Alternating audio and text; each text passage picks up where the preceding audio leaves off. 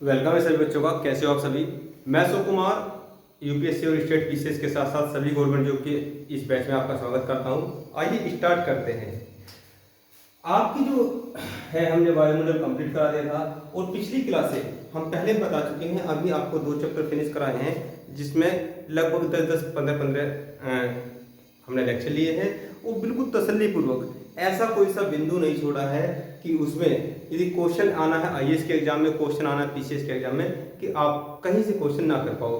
आपके तर्कस में तीर नहीं ब्रह्मास्त्र दिए हैं हमने। तो यहाँ पर लेसन नंबर 3 को स्टार्ट करते हैं। लेसन नंबर 3 को स्टार्ट करते हैं। अच्छा, एक बच्चे का क्वेश्चन ये भी आया था, तो लेसन नंबर 3 में डाल लीजिए आप महासागरीय धाराएं। महासागरीय धाराएं, महासागरीय धाराएं क्या होती है? महासागरीय धाराएं, इस विषय में बात करने से पहले मैं वो चर्चा कर लेता हूँ जो बच्चे क्वेश्चन आया था। वो कह रहा था कि सर ये जो आप पढ़ा रहे हैं, ये जो पढ़ा रहे हैं, तो ये भूगोल का, ये उत्तर प्रदेश का भूगोल है क्या?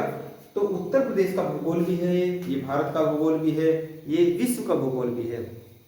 देखिए, जो भूगोल होता है, जो भूगोल होता है, भूगोल जो आप पढ़ते हो, तो भूगोल जो पढ़ते हो आप, तो यहाँ पर एक तो वर्ल्ड ज्योग्राफी पढ़ते हो, वर्ल्ड ज्योग्राफी, वर्ल्ड ज्योग्राफी पढ़ते हो, और दूसरा क्या है, आप इंडियन ज्योग्राफी पढ़ते हो, इंडियन ज्योग्राफी पढ़ते हो, और तीसरा होता है आपका फिजिकल ज्योग्राफी, भौतिक भूगोल, फिजिकल ज्योग्राफी। तो ये जो चैप्टर चल रहे हैं आपका वर्तमान में, ये बेस होता है। ये क्या होता है? भूगोल का बेस होता है। और जो भारतीय भूगोल होता है, भारतीय भूगोल के अंतर्गत ही यूपी का भूगोल आएगा, यूपी की ज्योग्राफी। तो ये चीजें हैं जो वो क्वेश्चन पूछ रहे थे। तो यहाँ पर पहला चैप्टर जो हमने कराया है, तो पहला चैप्टर कराया है जियोमॉर्फोलॉजी, मॉर्फोलॉजी, जियोमॉर्फोलॉजी। दूसरा चैप्टर कराया है वायुमंडल, ठीक है। और तीसरा चैप्टर जो हम महासागरीय धाराएं करा रहे हैं, महासागरीय धाराएं करा रहे हैं। महासागरीय धाराएं कराने का पर्पज ये है कि जो आपने वायुमंडल पढ़ा है वही इसके लिए क्या है, रॉ मटेरियल का काम करेगा। आप वायुमंडल को पढ़े बगैर महासागरीय धाराओं को नहीं समझ सकते, इसलिए पहले क्या है, वायुमंडल कराया है। और वायुमंडल को समझने के लिए आप ज्योमॉर्फोलॉजी को समझना जरूरी है, इसलिए पहले ज्योमॉर्फोलॉजी कराया है। एक चैप्टर दूसरे चैप्टर क्या है, लिंक का काम करता है, बेस का काम करता है। तो इस प्रकार से आपको जो वर्तमान में पढ़ाई कराई जा रही है वो फिजिकल ज्योग्राफी के अंतर्गत कराई जा रही है, जिसमें लगभग आपके 11 चैप्टर आते हैं, लगभग आपके 11 चैप्टर आते हैं, ठीक है। तो आप इसे नोट कर लीजिए। और जो अगला चैप्टर होगा वो महासागरीय धाराओं से संबंधित अटैच होगा, तो उसके विषय में बात करेंगे। फिलहाल आप यहाँ इसको नोट कर लीजिए और फिर क्लास को स्टार्ट करते हैं।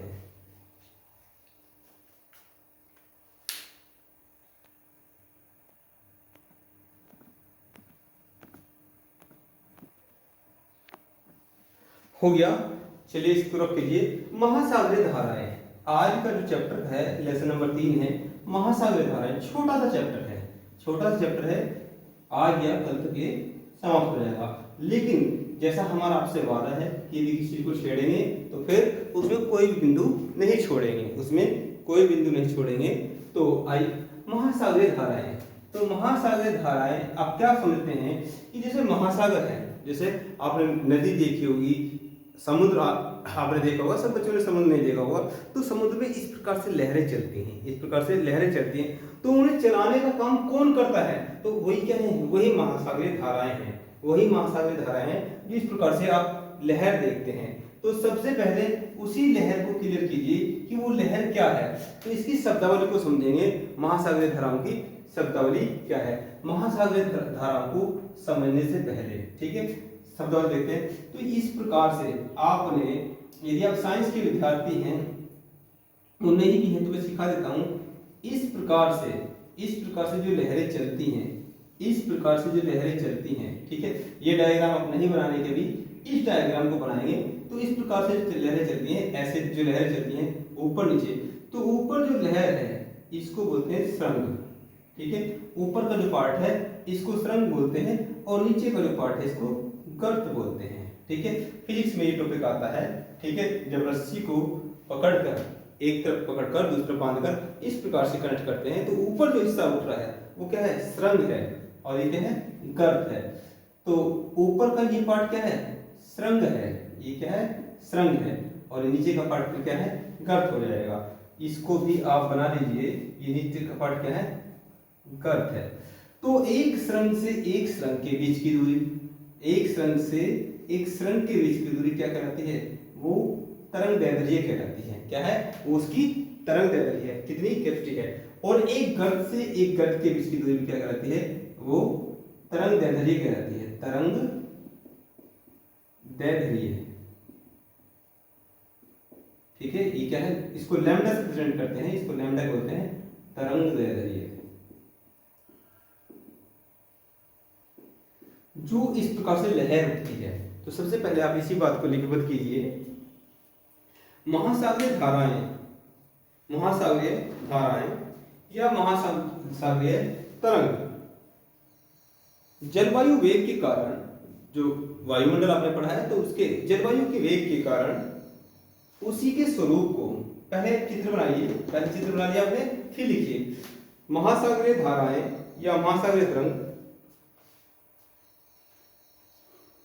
ओसेनिक वेव कहेंगे ना, ओसेनिक वेव कहेंगे। और फिजिक्स में जो चैप्टर है आपने तरंग चैप्टर पढ़ा होगा, वो क्या है, उसी की बात कर रहे हैं। तो ओसेनिक वेव, महासागरीय जल वायु वेग के कारण, महासागरीय जलवायु वेग के कारण उसी के स्वरूप आगे दोलनीय गति से आगे बढ़ते हैं, दोलनीय गति से आगे बढ़ते हैं, जिसमें ऊपर उठे हुए शीर्ष, इंग्लिश में कहते हैं क्रस्ट, CRUST, ऊपर उठे हुए शीर्ष को श्रृंग, ब्रैकेट में लिखेंगे क्रस्ट, तथा नीचे गिरता हुआ भाग गर्त कहलाता है, जिसे क्या बोलते हैं, ट्रफ, TROUGH, इसे ट्रफ बोलते हैं, TROUGH। नीचे गिरता हुआ भाग गर्त कहलाता है, नीचे गिरता हुआ भाग गर्त कहलाता है। दो सुरंगों या दो गर्तों, ये गर्त है, दो गर्तों के मध्य की दूरी को तरंग दैर्ध्य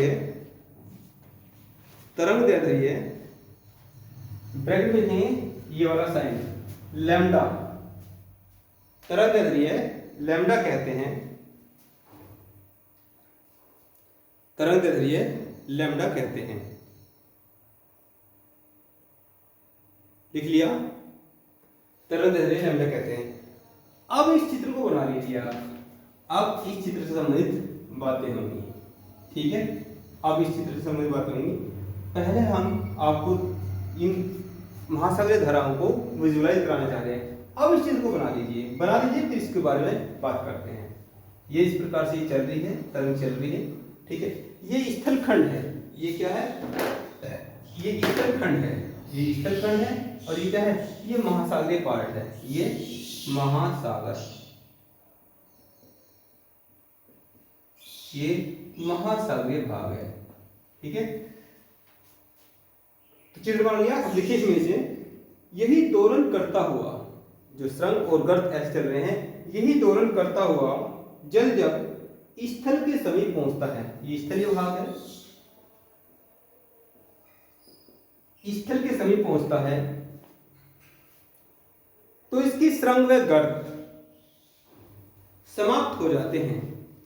इसके श्रृंग व गर्त, भाई इधर से ये थोड़ी है, इस प्रकार से चलता रहा है, यहाँ से ऊपर, यहाँ से इस प्रकार से लहर चलती आ रही, इसके श्रृंग व गर्त समाप्त हो जाते हैं, जिसे जब ये समाप्त हो जाते हैं, तो जब सन और समाप्त हो जाएंगे तो ये क्या कहलाएगा, सर्फ कहेंगे, जिसे सर्फ, जिसे सर्फ या ब्रेकर, सर्फ या ब्रेकर या श्वास कहते हैं, जिसे सर्फ, ब्रेकर या श्वास कहते हैं।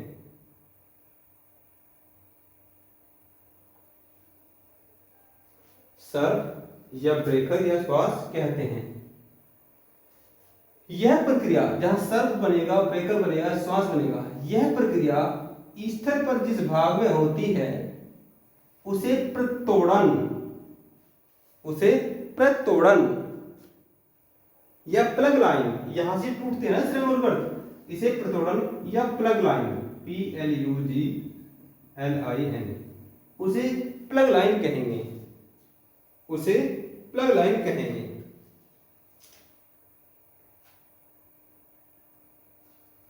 उसे प्लग लाइन कहेंगे। प्रतोड़न के पश्चात, प्रतोड़न के पश्चात स्थलीय भाग पर, अगर अपन लिखेंगे इसमें, प्रतोड़न के पश्चात स्थलीय भाग पर जल स्थल से टकराकर, जल स्थल से टकराकर जब आगे बढ़ता है उसे अपवास कहेंगे।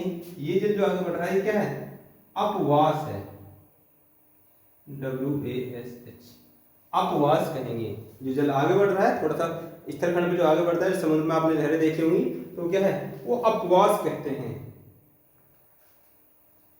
पुनः समुद्र की ओर लौटे, इसको हमने लाल कलर से दिखाया है, पुनः समुद्र की ओर लौटे जल को बैकवास कहेंगे, बैकवास कहेंगे। ठीक है, ये कुछ शब्दावली थी जो आपका जानना जरूरी था। वैसे तो यहाँ से क्वेश्चन नहीं बनता है, लेकिन यदि बनता है तो आपको पूछेगी प्लग क्या है, आपको पूछे सर्फ क्या है, आपको पूछे प्रतोड़न क्या है, तो आपको जानकारी होनी चाहिए। ठीक है, अब आते हैं महासागरीय धाराओं की तरफ। ठीक है, महासागरीय धारा क्या है, जो पिछला चैप्टर आपने किया था उसी से संबंधित बात है, जो महासागरीय जल है। तो महासागरीय जल है, एक मिनट जरा इसको कर लेते हैं। जो महासागर का जल है, तो जैसे ये जल है, ये जल कहां पर है, ये जल जो है, ये जल कहां पर है, यदि मैं इसको थोड़ा सा शॉर्ट करूं तो यही पार्ट क्या है, यही पार्ट ऊपर की तरफ स्थलीय भाग है, और इसको हमने इस प्रकार से यदि लिख दें तो ये सब क्या है, लिथोस्फीयर है, जिसमें इसको थोड़ा सा और बढ़ाओ, इसको थोड़ा सा और बढ़ाओ, तो ये पार्ट क्या है 29% है, और ये पार्ट क्या है 71% भाग है। तो अभी अभी ने जो जलवायु पढ़ी, तो क्या स्थलीय भागों के लिए है, वो जलीय भाग में तो असर दिखाई दे अपना, पर जो सूर्य की गर्मी है वो इस जल को भी क्या है गर्म करेगी, और गर्म करके जल क्या है एक्सपेंड होगा। तो यहाँ पर भी क्या है, यहाँ पर जो ये अपना असर दिखाएगी, तो जब ये एक्सपेंड होगा तो जब ये ऊंचाई की तरफ होगा, तो क्या है, जब जल को ऊपर लेके जाएंगे तो वो नीचे की तरफ क्या है गमन करेगा। तो ये जो गमन है, ये क्या है, यही धाराएं हैं। ठीक है, ये क्या है, धाराएं हैं। तो लिख लीजिए इस बात को, लिखिए महासागरीय धाराएं, तो भी डालेंगे महासागरीय धाराएं। तो लिखेंगे जब महासागरीय जल बहुत अधिक मात्रा में, जब महासागरीय जल बहुत अधिक मात्रा में एक दिशा में प्रवाहित होने लगता है, बहुत अधिक मात्रा में एक दिशा में प्रवाहित होने लगता है, तो महासागरीय धाराओं का निर्माण होता है। तो महासागरीय धाराओं का निर्माण होता है, महासागरीय धाराओं का निर्माण होता है।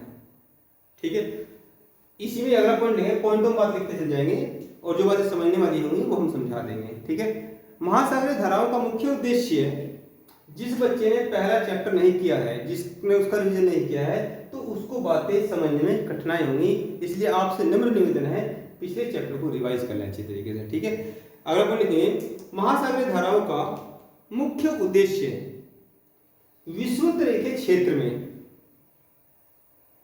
प्राप्त होने वाली ऊष्मा, विषुवत रेखीय क्षेत्र में प्राप्त होने वाली ऊष्मा को ध्रुवीय क्षेत्र की ओर स्थानांतरित करना है। बात हुई है महासागरीय धाराओं का मुख्य उद्देश्य विषुवत-रेखीय क्षेत्र में प्राप्त होने वाली ऊष्मा को ध्रुवीय क्षेत्रों की ओर स्थानांतरित करना है। बड़ी आसान है, यदि आपने पिछली क्लास करी है। भाई हम क्या बोल रहे हैं, अभी जो चित्र बना था ये आपका, तो ये क्या है, ये विषुवत रेखा है, ठीक है। ये विषुवत रेखा है कहाँ, 0 डिग्री पर, ठीक है। तो यहाँ पर सूर्य की जो किरणें हैं, जो 23.5वीं अक्षांश रेखा है नॉर्दर्न हेमिस्फीयर में, और 23.5वीं अक्षांश रेखा है किसमें, साउदर्न हेमिस्फीयर में। तो यहाँ बताया था कि सूर्य की किरणें जो हैं, जो सूर्य की किरणें हैं वो परपेंडिकुलर पड़ेगी, ठीक है, वो सीधी पड़ेगी यहाँ पर, और यहाँ तक जो 5 डिग्री तक है, 5 डिग्री तक का क्षेत्र जो है, तो ये पूरा विषुवत रेखीय क्षेत्र है। तो यहाँ पर हवा, जो जल है वो गर्म होकर ऊपर की तरफ उठेगा, गर्म होकर एक्सपेंड होगा। तो जब एक्सपेंड होगा तो ऊपर से कहाँ, वो नीचे की तरफ को गमन करेगा, वो नीचे की तरफ को गमन करेगा, कहाँ, ध्रुवों की ओर। यहाँ पर क्या है, यहाँ जल क्या है, ठंडा है, यहाँ पर जल क्या है, ठंडा है। तो यही बात बताई है। अगर अपन लिखेंगे महासागरीय धाराएं, महासागरीय धाराएं हमेशा उच्च जल स्तर से, भाई यहां पर जब ये उठा ऊपर, तो ये क्या है, निम्न जल स्तर की ओर चलेगा। तो यहाँ पर क्या है, उच्च जल स्तर है, और यहाँ पर क्या है, निम्न जल स्तर है। लिखेंगे महासागरीय धाराएं उच्च जल स्तर से हमेशा निम्न जल स्तर की ओर बढ़ती हैं। महासागरीय धाराएं उच्च जल स्तर से निम्न जल स्तर की ओर बढ़ती हैं। तो ये क्या होगा, ये उच्च जल स्तर हो गया यहाँ पर, और ये क्या हो गया, निम्न जल स्तर हो गया। तो ये क्या करेंगे, ये उच्च जल स्तर से ये इस तरफ को मूव करेगी, ये क्या है, इस तरफ को मूव करेगी। ये क्या है, यहाँ उच्च जल स्तर है तो इस तरफ को मूव करेगी, उच्च जल स्तर से निम्न जल स्तर की ओर मूव करेगी। अभी हम यहाँ से कॉन्सेप्ट निकाल के लेकर आए कि महासागरीय धाराएं में कितनी प्रकार की हो जाएंगी। भाई महासागरीय धाराएं, यदि टाइप्स की बात करेंगे तो महासागरीय धाराएं कितने प्रकार की हो जाएंगी, तो महासागरीय धाराएं 2 प्रकार की हो जाएंगी। तो फिर डालेंगे महासागरीय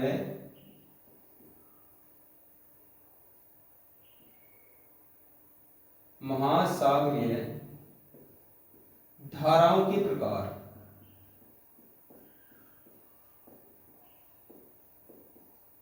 महासागरीय धाराओं के प्रकार तो कितने हो जाएंगे, 2 हो जाएंगे। एक तो क्या हो जाएगी, जो विषुवत रेखीय क्षेत्र से धारा चल रही है, क्या हो जाएगी, गर्म जल धारा, गर्म जल धारा, और दूसरी ठंडी जल धारा। 2 प्रकार की जल धारा बनेगी, ठंडी जल धारा। अब जो गर्म जल धारा है ये विषुवत रेखा से ध्रुवों की ओर चलेगी, और जो ठंडी जल धारा है वो ध्रुवों से विषुवत रेखा की तरफ चलेगी, ठीक है। तो लिख लीजिए इस बात को, चित्र बना लीजिए। ये सब बातें आपके आराम से समझ में आएंगी यदि आपने पिछला कॉन्सेप्ट पढ़ा होगा, पिछला चैप्टर पढ़ा होगा, ठीक है। बात करते हैं, पहला हेडिंग डाल लीजिए गर्म महासागरीय जलधारा। पहले टॉपिक को डालेंगे गर्म महासागरीय जलधारा। इसकी कोई जरूरत नहीं है, अब ये समझ गए होंगे आप, क्या है स्रंग, क्या है गर्त, क्या है प्रतोड़न, क्या है सर्प, क्या है ब्रेकर, क्या है अपवास, और क्या है आपका बैकवास, ठीक है। तो पहला पॉइंट डालेंगे आप, छोटा सा टॉपिक है, बड़ा टॉपिक नहीं है ये, आपका आज में समाप्त हो जाएगा। गर्म महासागरीय जलधारा, गर्म महासागरीय जलधारा। तो भी डाल दीजिए गर्म महासागरीय जलधारा, ठीक है। अब गर्म महासागरीय जलधारा जो है, तो सबसे पहले इसमें बिंदु की बात करेंगे, क्या क्या बिंदु आते हैं। सबसे पहला पॉइंट तो ये आता है कि ये विषुवत रेखीय क्षेत्र में होगी, ये विषुवत रेखीय क्षेत्र, ठीक है। जब विषुवत रेखीय क्षेत्र में होगी तो इससे क्या फर्क पड़ेगा, इससे क्या फर्क पड़ेगा, यहां से हवाएं गर्म होकर ऊपर की तरफ उठेंगी तो टेम्परेचर क्या होगा, टेम्परेचर जो डिग्री सेल्सियस होगा क्या होगा, यहाँ ज्यादा होगा, टेम्परेचर डिग्री सेल्सियस ज्यादा होगा। और नेक्स्ट पॉइंट ये भी आएगा कि यहाँ पर आर्द्रता क्या होगी, आर्द्रता भी ज्यादा होगी। आपको जो चैप्टर पढ़ाया था वायुमंडल में आर्द्रता, तो आर्द्रता क्या होता है, क्या पढ़ाया था आपको आर्द्रता? यदि गर्म जलवायु है तो गर्म जलवायु है उसमें जलवाष्प को केंद्र करने की कैपेसिटी ज्यादा होती है। ठीक है, तो महासागरीय धाराओं जलधारा में लिखेंगे विषुवत के क्षेत्र में। ठीक है, और टेम्परेचर क्या होगा, हाई होगा। टेम्परेचर हाई होने की वजह से आर्द्रता क्या है, उसमें आर्द्रता की मात्रा ज्यादा होगी। ठीक है, तो ये तीनों पॉइंट लिख लीजिए। ठीक है, तो इन्हीं पॉइंटों को लिखेंगे। अब इसके से लिखेंगे नीचे से, इन धाराओं का निर्माण, पहले पॉइंट को लिखेंगे, इन धाराओं का निर्माण विषुवत रेखीय क्षेत्र, इन धाराओं का निर्माण विषुवत रेखीय क्षेत्र तथा उष्णकटिबंधीय क्षेत्र, विषुवत रेखीय क्षेत्र तथा उष्णकटिबंधीय क्षेत्रों में होता है। बताया था ना, ये वाला क्षेत्र क्या है, विषुवत रेखा के आसपास का क्षेत्र उष्णकटिबंधीय है ना, इक्वेटर ट्रॉपिकल जो बेल्ट है ना, उष्णकटिबंधीय क्षेत्रों में होता है। अगला पॉइंट, ये धाराएं निम्न अक्षांशों से, ये धाराएं या ये जो धाराएं निम्न अक्षांशों से उच्च अक्षांशों की तरफ चलती हैं। ये धाराएं निम्न अक्षांशों से उच्च अक्षांशों की तरफ चलती हैं। भाई यहाँ पर ये निम्न अक्षांश है 0 डिग्री, ये क्या है, ये 30 डिग्री, ये क्या है 60 डिग्री। तो इधर से इधर की तरफ मूव करेंगे, इधर चल रहा है, तो निम्न अक्षांशों से उच्च अक्षांशों की ओर चलती हैं। सब पिछली बातें ही रिपीट हो रही हैं। अगला पॉइंट, ये धाराएं आर्द्रता को बढ़ाती हैं, ये धाराएं आर्द्रता को बढ़ाती हैं, ये धाराएं आर्द्रता को बढ़ाती हैं तथा वर्षा की स्थिति का निर्माण करती हैं। अब यहाँ पर क्या होगा, यहाँ वर्षा, ऊपर बादल बनेंगे, आर्द्रता होने की वजह से उनका संघनन होगा और बादल बनेंगे, तो वर्षा की मात्रा को बढ़ाती हैं। ठीक है, वर्षा की मात्रा को बढ़ाती हैं। सेकंड बात करेंगे, ठंडी महासागरीय धाराएं। बस यहाँ पर टॉपिक चेंज कर लीजिए, ये सब चीजें कंडीशन चेंज हो जाएंगी। ठीक है, यदि आपने रिवीजन किया है पिछली बातें से, क्या है, ठंडी महासागरीय धाराएं, ठंडी महासागरीय धाराएं 2 नंबर। ठीक है, ठंडी महासागरीय जलधारा। ठीक है, अब ठंडी महासागरीय जलधारा में क्या क्या पॉइंट आएंगे? अब ठंडे पानी का क्या हो जाएगा, अवतरण होगा। ठीक है, उसका अवतरण होगा, और कहाँ होगा, ये ध्रुवीय क्षेत्र में होंगी। ठंडी जलधाराएं कहाँ होंगी, इधर ध्रुव से ये विषुवत रेखा की तरफ आएंगी, ये क्या है, ध्रुव है, तो यहाँ से जलधाराएं नीचे की तरफ को आएंगी, जलधाराएं नीचे की तरफ को आएंगी, ये विषुवत रेखा की तरफ। ठीक है, अब इसमें क्या है, पहला पॉइंट तो ये लीजिए, ये ध्रुवीय क्षेत्रों में, ध्रुवीय क्षेत्रों में, वो विषुवत क्षेत्रों में है, ये ध्रुवीय क्षेत्र में है। पहला पॉइंट तो यही के लिए। अब इसमें क्या होगा, ठंडे पानी का क्या होगा, अपवलन होगा। ठंडे पानी का क्या होगा, अपवलन होगा, अपवलन होगा। तीसरा पॉइंट इसमें क्या है कि जो वहां पर क्या है, वहां पर तो आर्द्रता है और यहां पर क्या है, शुष्कता होगी, शुष्कता। ठीक है, यहां पर शुष्कता होगी और वहां पर क्या है, वहां पर जलवाष्प की मात्रा ज्यादा होगी। भाई आपको पढ़ाया था कि जो ठंडी जलवायु है या ठंडी एयर है, उसमें क्या है, उसमें ह्यूमिडिटी कम से कम आएगी, और जो हवाएं गर्म होकर ऊपर उठ रही है उसमें जलवाष्प ज्यादा आएगी। तो वही तो चीज रिपीट की है। तो लिख लीजिए तीनों पॉइंट, और तीनों पॉइंटों के विषय में फिर विस्तार पूर्वक बात करते हैं। लिखेंगे पहले पॉइंट के विषय में, इन धाराओं का निर्माण, इन धाराओं का निर्माण ध्रुवीय क्षेत्रों तथा ऐसे क्षेत्रों में होता है जहां ठंडे जल का अपवलन होता है, जहां ठंडे जल का अपवलन होता है। ठीक है, ये पॉइंट भी लिख लीजिए, ये धाराएं उच्च अक्षांश से, ये अक्षांश क्या होगा, ये तो 90 डिग्री है, ये क्या है, यहाँ 60 डिग्री है, ये क्या है 30 डिग्री है। तो उच्च अक्षांश से इन धाराओं का गमन उच्च अक्षांश से निम्न अक्षांश की ओर होगा। ठीक है, नेक्स्ट पॉइंट, ये धाराएं शुष्क परिस्थिति का निर्माण करती हैं। अब क्यों करेंगे शुष्क परिस्थिति का निर्माण, ये आपको बता चुके हैं, ये आपका पिछला रिवीजन है भाई। यहाँ पर जलवाष्प, जब यहाँ पर ये ठंडी जलवायु के कण क्या होंगे, आसपास होंगे, आसपास होंगे, ये बताया था, पढ़ाया था नहीं पढ़ाया था आपको।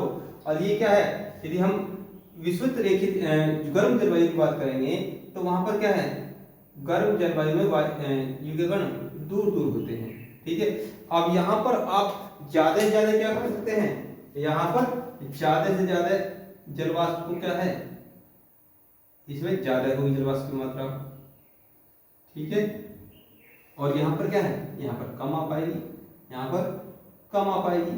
तो यही तो बताया है, इसमें क्या है, इसमें शुष्कता रहेगी। ठीक है, जिसके कारण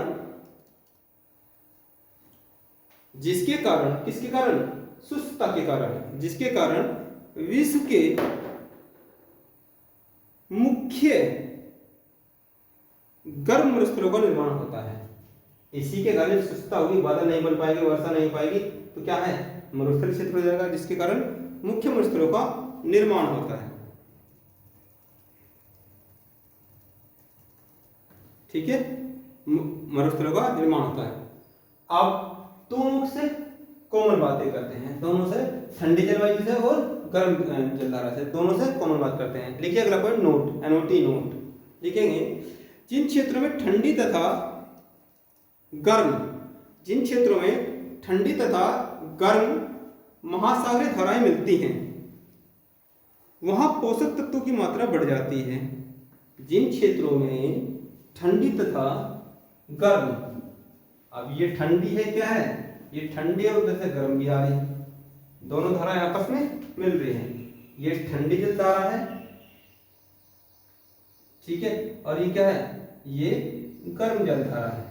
ठीक है, ये दोनों आ रही हैं। तो जहां आपस में मिलेंगी, जहां ये आपस में मिलेंगी, वहां पर फाइटोप्लैंक्टन क्या है, वहां पर फाइटोप्लैंक्टन,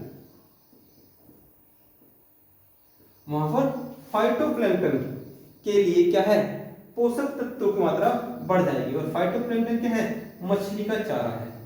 क्या है, मछली का चारा है। जब ये मछली का चारा है तो यहाँ पर जॉर्ज बैंक, यहाँ पर डागर बैंक, यानी कि मछली के जो पालन के केंद्र हैं उनकी संख्या बढ़ जाएगी। तो लिखेंगे, जिन क्षेत्रों में ठंडी तथा गर्म महासागरीय धाराएं मिलती है, वहां पोषक तत्वों की मात्रा बढ़ जाती है। इतना आपने लिखा। अतः ऐसे क्षेत्रों में पादप प्लवकों की वृद्धि बढ़ जाती है। यहाँ पर पादप प्लवकों की, पादप प्लवकों, पादप प्लवकों की वृद्धि हो जाती है, वृद्धि हो जाती है। अतः ऐसे क्षेत्रों में, अगले लाइन से पॉइंट पर आगे लिखेंगे, अतः ऐसे क्षेत्रों में मत्स्य, ऐसे क्षेत्रों में मछली पालन की अनुकूल परिस्थिति पाई जाती है। भाई जब मछलियों का चारा पाया जाए तो अनुकूल परिस्थिति पाई जा रही है। कहीं और पालोगे तो उसमें क्या है, अलग से खर्चा करना पड़ेगा। अनुकूल परिस्थिति बन जाती है। इसलिए विश्व के प्रमुख मत्स्य केंद्र इन्हीं क्षेत्रों पर स्थित होते हैं। अब कौन कौन से हैं वो आगे चल के बात करेंगे। इन्हीं क्षेत्रों में उपस्थित होते हैं। ठीक है, एक चित्र ये बना लीजिए। पादप प्लवक, क्या है पादप प्लवक, फाइटोप्लैंक्टन। क्या है, फाइटोप्लैंक्टन। ठीक है, ये क्या है, पोषक पदार्थ है। ये क्या है, ये पोषक पदार्थ है किसके लिए, मछली के लिए, मछलियों का ये चारा है। ठीक है, इसे लिख लीजिए आप ठंडी महासागरीय जलधारा, इसे लिख लीजिए गर्म महासागरीय, गर्म महासागरीय जलधारा, गर्म महासागरीय जलधारा। ठीक है, तो इतनी बात यदि समझ में आई हो तो फिर हम आगे की तरफ मूव करते हैं। अभी तक हमने क्या बताया कि महासागरीय जलधारा जो है, एक बार लेक्चर देख लेते हैं, क्योंकि 40-47 मिनट से अधिक का लेक्चर वन टाइम में शूट नहीं हो पाता, इसलिए इसे 2 पार्ट में करेंगे। ठीक है, तो ये क्या है, ठंडी महासागरीय जलधारा। आपने देखा कि सारा खेल क्या है, सारा खेल सूर्य की स्थिति का है। ठीक है, सूर्य यहाँ पर क्या पड़ता है, परपेंडिकुलर पड़ता है, तो यहाँ पर जल क्या है, टेम्परेट होकर ये क्या है, ऊपर उठेगा, और ऊपर उठेगा तो क्या है, फिर वो नीचे की तरफ मूव करेगा, और यहाँ तो क्या है, यहाँ ठंडा रहेगा, यहाँ सूर्य का ताप कम पड़ेगा, तो यहाँ से जो जलधाराएं चलेंगी वो नीचे की तरफ को, ठीक है, और यहाँ से जो जलधारा चलेंगी वो ऊपर की तरफ चलेंगी। ठीक है, तो 2 प्रकार की जलधारा बनी, एक तो ठंडी जलधारा और एक क्या है, गर्म जलधारा। ठीक है, गर्म जलधारा। तो इतनी बातों को अभी तक हमने समझा। और जहाँ ठंडी जलधारा और गर्म जलधारा मिलेंगी वहां पर पादप की वृद्धि रहेगी, फाइटोप्लैंक्टन की, और वो मछली के लिए एक चारा है, इसलिए मत्स्य संकेंद्र यहाँ पर ज्यादा होते हैं। इतनी सी बात को आपने समझा। एक कॉन्सेप्ट को और समझते हैं कि जो जलधाराएं हैं वो उत्तरी गोलार्ध में क्लॉकवाइज और दक्षिणी गोलार्ध में क्या है, एंटी क्लॉकवाइज चलती हैं। जो जलधाराएं हैं, इस डायग्राम को बनाएंगे कि यदि हम बात करेंगे ये पूरी पृथ्वी पर ये यदि क्या है 0 डिग्री है, तो ऊपर के पार्ट को क्या बोलते हैं, उत्तरी गोलार्ध, ये दक्षिणी गोलार्ध है। तो जो जलधाराएं हैं वो जलधाराएं इस प्रकार से, ये इस प्रकार से चलेंगी, ये इस प्रकार से चलेंगी, ये इस प्रकार से चलती है। ठीक है, तो ये क्या है, ये घड़ी की सुई की दिशा में, इसे क्लॉकवाइज बोलेंगे, क्लॉकवाइज, और ये एंटी क्लॉकवाइज।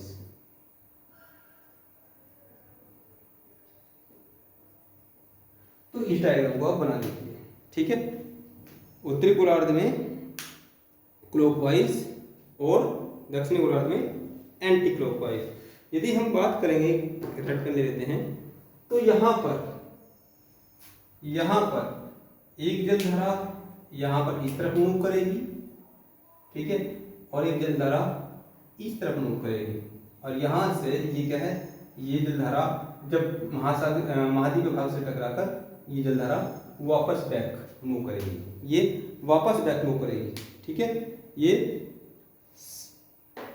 ये सेंटर इक्वेटर करंट कहलाएगी, और ये नॉर्दर्न इक्वेटर करंट कहलाएगी, और ये साउदर्न इक्वेटर करंट कहलाएगी। लिखना चाहो तो लिख लो, ये क्या है, ये नॉर्दर्न इक्वेटर करंट, ये साउदर्न इक्वेटर करंट, और ये जो चल रही है ये क्या है, सेंटर इक्वेटर करंट। इस बात को आप मेंशन कर लीजिए। अब आगे इन्हीं का हम यूज करेंगे।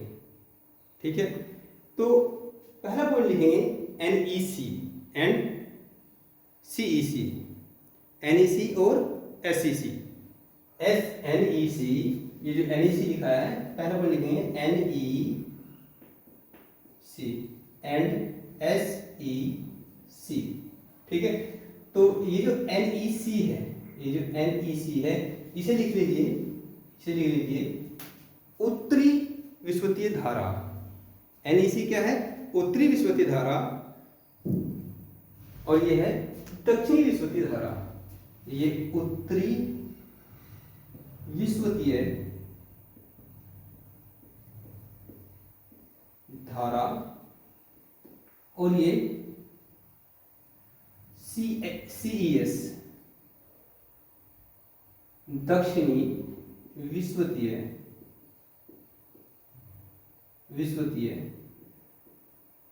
धारा। वही साउदर्न इक्वेटर करंट और नॉर्दर्न इक्वेटर करंट, और इसमें क्या है, कुछ विशेष थोड़ी बताया है। ये क्या है, ये जो डायरेक्शन रहेगी, इसकी डायरेक्शन जो उत्तरी विषुवतीय धारा की रहेगी, ये क्या रहेगी, ईस्ट टू वेस्ट रहेगी। ये इस प्रकार से, जो ये है तुम्हारा दक्षिणी विषुवतीय धारा है, तो ये क्या रहेगी, ये ईस्ट टू वेस्ट रहेगी। ठीक है, और यदि हम बात करेंगे इसमें, बात करिए यहाँ पर यदि CES की बात करेंगे, CES की बात करेंगे तो ये क्या रहेगी, ये रहेगी वेस्ट टू ईस्ट, ये इस तरफ घूम करेगी, महाद्वीपों से टकरा कर ये वापस चली जाएगी। ठीक है, ये बात हमने आपको बताई। तो लिख लीजिए इनके बारे में, इन धाराओं का निर्माण पूर्व पवनों के द्वारा, इन धाराओं का निर्माण किसका, इन धाराओं का निर्माण पूर्व पवनों के कारण होता है। जो पूर्वी पवनें होती हैं, इन दोनों धाराओं का निर्माण लिखेंगे ऐसे लिख लीजिए, NEC और CEC धाराओं का निर्माण पूर्व पवनों के कारण होता है। NEC और CEC धाराओं का निर्माण पूर्व पवनों के कारण होता है। पवन आपने पढ़ चुके हैं, कैसे कैसे किस गोलार्ध में कैसे पवन चलती है, पूरा अच्छी तरीके से आपको बताया है। पूर्व पवनों के कारण होता है, पूर्व पवन कहेंगे पूर्व से पश्चिम की तरफ गुजरेंगे, पूर्व पवनों के कारण होता है। अगला पॉइंट लिखेंगे, ये गर्म धाराएं हैं। भाई जब ये इक्वेटर क्षेत्र में चलती हैं तो गर्म धाराएं हैं, रेड कलर से दिखाया, ये गर्म धाराएं हैं जो पूर्व से पश्चिम की ओर चलती हैं। ये गर्म धाराएं हैं जो पूर्व से पश्चिम की ओर चलती हैं। इन्हीं गर्म धाराओं के द्वारा, अगला पॉइंट लिखेंगे, इन्हीं गर्म धाराओं के द्वारा अन्य गर्म धाराओं का निर्माण होता है। दो प्रकार की जलधारा पढ़ाई है आपको, ठंडी जलधारा और गर्म जलधारा, तो वो सब किसके द्वारा बनेंगी, इन्हीं के द्वारा बनेंगी। ठीक है, अगला पॉइंट CEC, अगला पॉइंट CEC लिखेंगे, सेंट्रल इक्वेटर, CEC कहा है, CEC central equator current, central equator current. ठीक है, या काउंटर कह दीजिए, सेंटर के काउंटर कह दीजिए, counter equator current, COUNTER, counter equator current. प्रति विषुवतीय धारा, हिंदी में लिखेंगे प्रति विषुवतीय धारा, प्रति विषुवतीय धारा। ठीक है, जो गर्म, ये जो गर्म है, ये जो गर्म जलधारा है जो विषुवतीय रेखा क्षेत्र में होती हैं, जिनका सूर्य की स्थिति कारण क्या है, एक्सपेंड होगा जल का, और जल ऊपर उठेगा फिर वो नीचे की तरफ चलेगा, तो ये पूर्व से पश्चिम की तरफ चलेगा। अब जैसे ये सपोज करो, हम एग्जांपल देते हैं, हम काउंटर इक्वेटर करंट की बात कर रहे हैं, तो काउंटर इक्वेटर करंट क्या है, ये क्या है, मान लेते हैं ये क्या है, उत्तरी गोलार्ध है, और ये क्या है, ये उत्तरी अमेरिका महाद्वीप, दक्षिणी अमेरिका महाद्वीप। अब इधर से क्या है, इधर से ये आ रही है क्या, ये NEC आ रही है, NEC आ रही है, ये क्या आ रही है, ये CEC, ये SEC आ रही है, SEC आ रही है। तो दोनों पूर्व से पश्चिम की तरफ आ रही है। जैसे यहाँ टकराएंगी, टकराकर वापस जब जल जाएगा, वो क्या है, वो काउंटर इक्वेटर करंट है, वो काउंटर इक्वेटर करंट है। तो इस डायग्राम को बना लीजिए, इस डायग्राम को बना लीजिए और इसके बारे में लिख लीजिए। फिर लिखेंगे CEC काउंटर इक्वेटर करंट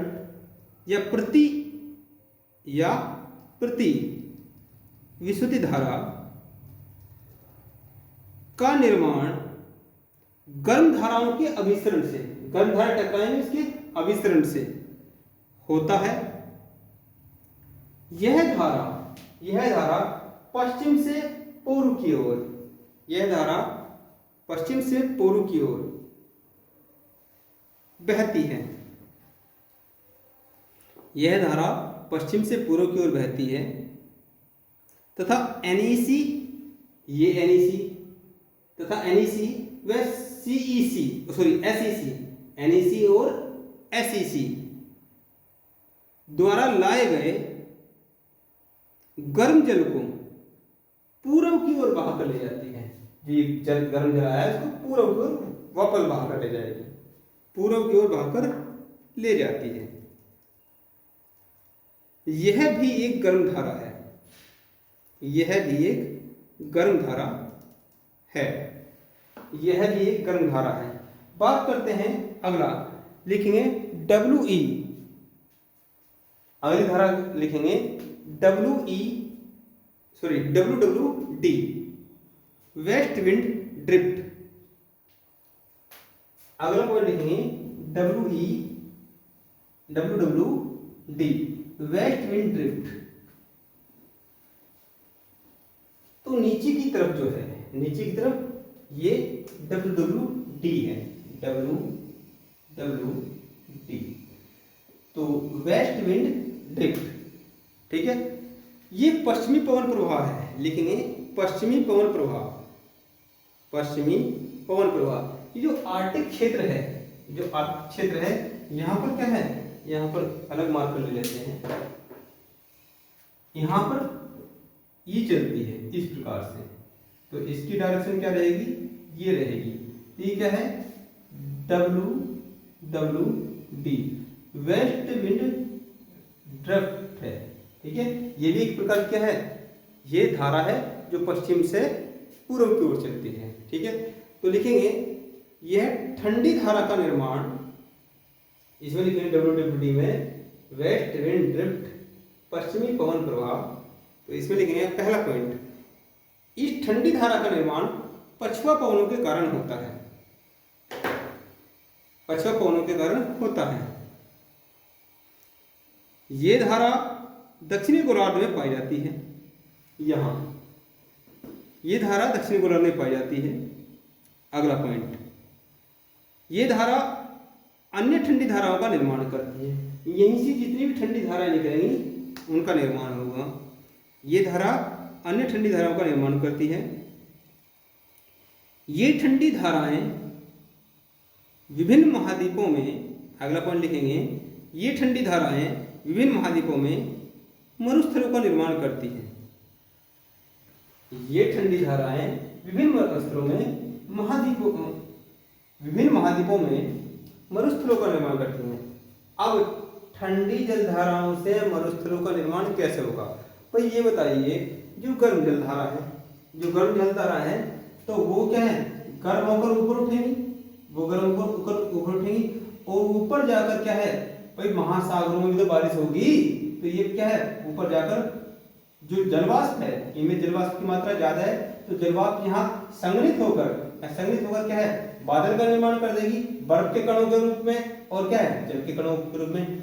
ये बादल वाले पॉइंट में आपको पढ़ाया है। और फिर क्या है, ये नीचे वर्षा के रूप में ड्रॉप हो जाएगी, ये तो पढ़ाया था। लेकिन जब वेस्ट विंड ड्रिफ्ट है, जो वेस्ट विंड ड्रिफ्ट है, तो यहाँ पर क्या हवा क्या होगी, ठंडी होगी, हवा क्या होगी, ठंडी होगी। और ठंडी हवा क्या होता है, एरिड होती है, शुष्क होती है। तो क्या इस क्षेत्र में या इस क्षेत्र से लगे हुए महाद्वीप में जहाँ ये चल रही है हवाएं, ये जलधाराएं चलेंगी, तो क्या वहां बादल निर्माण हो पाएगा, नहीं। क्या वहां वर्षा हो पाएगी, नहीं। तो वो क्षेत्र कैसा हो जाएगा, शुष्क हो जाएगा, शुष्क मरुस्थल हो जाएगा। ठीक है, तो यही बात तो बताइए, लिखेंगे या लिख लिया होगा आपने।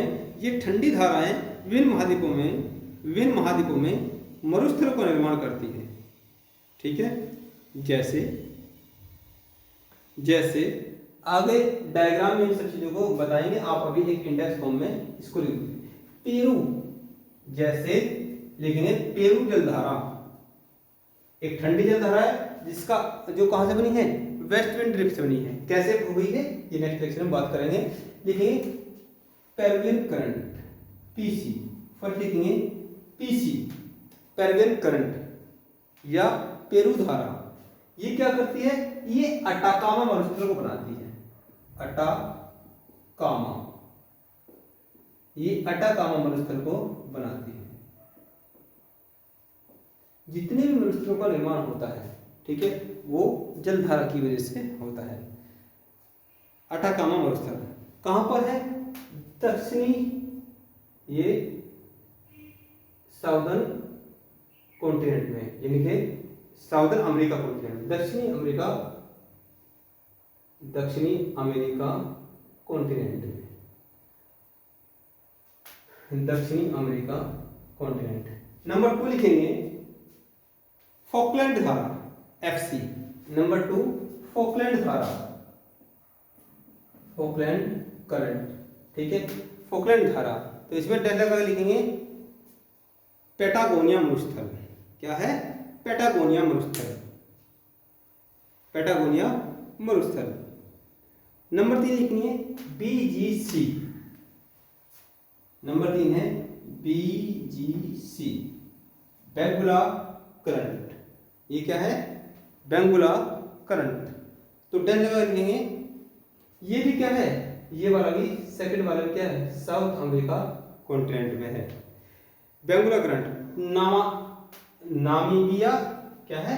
बेंगुला हॉस्पिटल्स है नामीबा और कालाहारी, 2 मरुस्थल बनते हैं। कहाँ है? अफ्रीका कॉन्टिनेंट में। कहाँ है? अफ्रीका कॉन्टिनेंट में, नामीबा और कालाहारी। नेक्स्ट लिखेंगे WAC। नंबर 4, ये कुछ एग्जाम्पल बताए हैं। WAC पश्चिमी ऑस्ट्रेलिया धारा, वेस्ट ऑस्ट्रेलियन करंट, WAC। तो विक्टोरिया और ग्रेट सैंडी, जो कि सबसे बड़ा मरुस्थल है, विक्टोरिया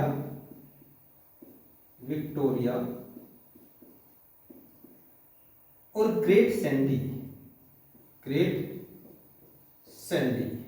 ठीक है, ग्रेट सैंडी, ये क्या है? ये सबसे बड़ा मरुस्थल है। तो मैंने बस आपको इतना बताने का प्रयास किया है कि जो ठंडी जलधारा है, ठीक है, उनसे मरुस्थलों का निर्माण होगा।